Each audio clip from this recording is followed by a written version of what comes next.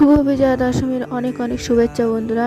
বড়দের জানাই প্রণাম, ছোটদের জানাই অনেক অনেক ভালোবাসা। তো বন্ধুরা, তোমরা তো দেখতে পেলে মাকে নদীর ধারে নিয়ে আসছে, আর আমরাও কিন্তু নদীর ধারে চলে এসেছি। এই যে আমার মা, গুড়িয়া, আমি আর আমার দিদি। তো এইটা হচ্ছে আমাদের বসিরহাটের ঐতিহ্যবাহী বিসর্জন। কত মানুষের ঢল নেমেছে দেখো আমাদের বসিরহাটের ইছামতি নদীর তীরে। তো এটাই হচ্ছে আমাদের বসিরহাটের বিখ্যাত ঐতিহ্য। তো এই যে দেখো মাকে নিয়ে এইভাবেই নৌকায় করে নদীতে ঘোরা হয়, এটাই হচ্ছে আমাদের কাছে আনন্দ।